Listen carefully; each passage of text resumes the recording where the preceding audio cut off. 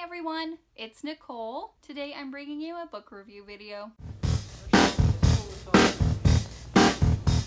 Today I'm reviewing The Gates of Golorath by R.M. Guarino. This is the first book in the Chaos of Souls trilogy, I believe it is, and the author sent me this book in exchange for an honest review on my channel. I'm gonna try to keep this as spoiler-free as possible. If I do kind of go into something that I think is a little spoilery, I will hold the book up, so if you don't want to be spoiled, you can mute it. You can come on back when I put the book down. I just want to read a little excerpt from the back to kind of set the stage so you know what the basic plot is. Once they walked the halls of heaven as angels, but in a moment of pride, they defied the edict of their creator and entered the world.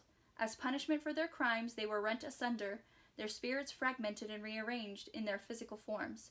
No longer angels, now they are the lethanol, the fallen, and they're hunted by the lodium, the demons who would destroy them and bring their fragmented souls home. Shut away inside their golden veil and separated from the world for millennia, the lethanol will not die easy, for they have become masters of magic and war. Angus and Ariel are two souls who are all but complete, and they are irresistibly drawn together. Angus, originally trained by the Magi, have cast off his family's dispensation and gone to train with his father's people. Ariel is born of the ancient martial line of the Blade Masters, and she seeks her own place amongst their expectations.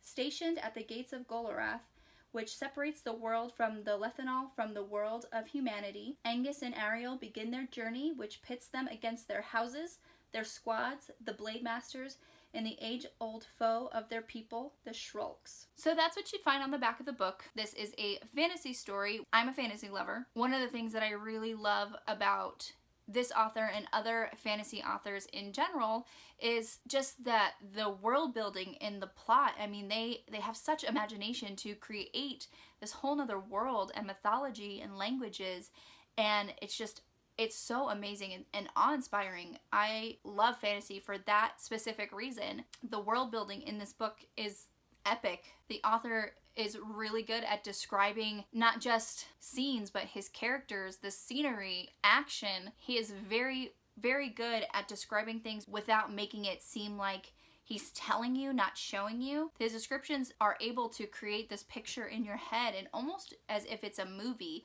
or a TV show, and it's just playing in your head as you're reading it, and it flows very smoothly. I really, really like how this book is equally balanced between description and world building and plot building, but also character building and character driven. As with any other fantasy novel, it has its own mythology and languages, and the author even provides this glossary in the back to help you with the terms and everything, and I love that. I love when authors, especially in fantasy novels, they provide this glossary, or even, I believe there's a map in the front here. Yeah, this is like the map.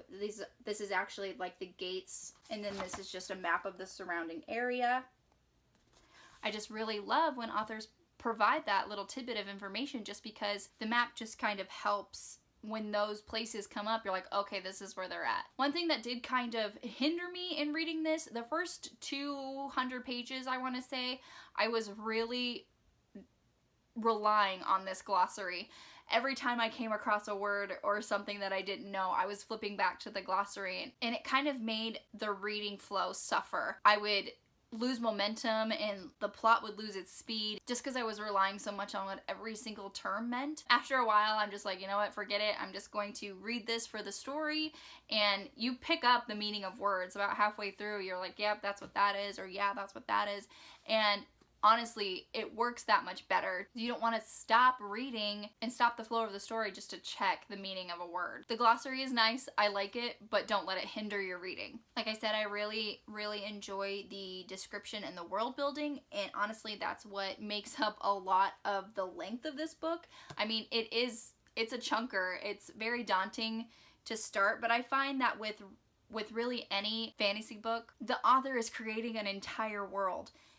They're not going to do that in 400 pages, especially in the first book of a series, because really you're introducing everything. So it makes sense that this book is nearly 700 pages. But once you start diving in and reading, you go through and read through 100 pages like that. It doesn't feel like you're reading a 700-page book. The book is long, but the chapters are short. I prefer short chapters. It doesn't feel like it's never ending. And even though there are some chapters that kind of don't move as fast as other chapters, like if this one chapter is just propelling the characters, getting the characters from point A to point B, it doesn't feel like you're stuck in this chapter because it's honestly, they're very quick. And then you're back with Ariel and Angus and the plot device is gone. The author is really good about writing action scenes. When Ariel and Angus are stationed at the gates, they are each a part of a squad, or a pride is what they're called, and it's very military focused. You'll run into some military terminology and military situations, and those action scenes are very well written. Writing a good action scene is a feat in and of itself because writing action is very hard. It's one thing to sit and watch a movie or a TV show and have a car chase or a big major battle or something like that, and it's easy to sit and watch, but actually writing it takes great talent, which this author does wonderfully. You can tell he's very knowledgeable about the military hierarchy and everything that goes along with it. I believe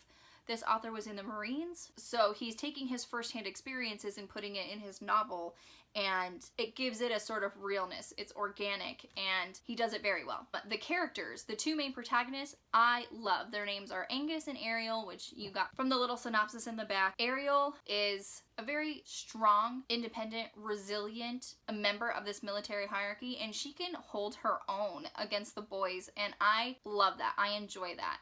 And there are actually a lot of female characters in her pride and others that are surrounding her.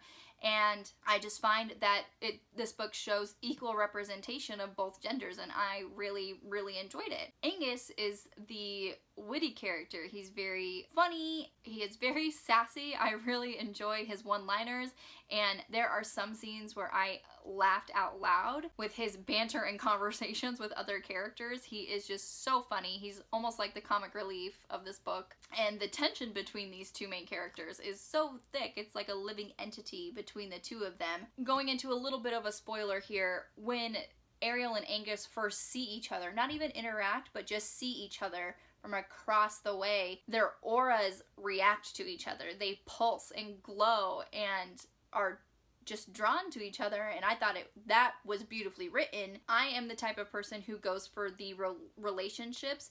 If the story and everything is dull in a book, the relationship is what would have kept me going if I would have otherwise put it down. So I really enjoyed the relationship between Ariel and Angus. Everyone is trying to pull them apart, and you just want them to get together. And so when they first see each other, that happens in the very beginning, but they don't really interact with each other and speak to each other until about 200 pages in. So that whole time you're just craving that interaction, and it's wonderful. The tension is ridiculous. Going into some other characters, I'm going to keep the book up just because this just continues with the spoiler. There are some characters that I didn't really appreciate. They were mostly male characters. And I did not appreciate their comments and language about women in particular. I could do without that. It's just weird to me how there are a lot of female representation in this military-focused book, but when Ariel's and Angus's auras react to each other, Ariel is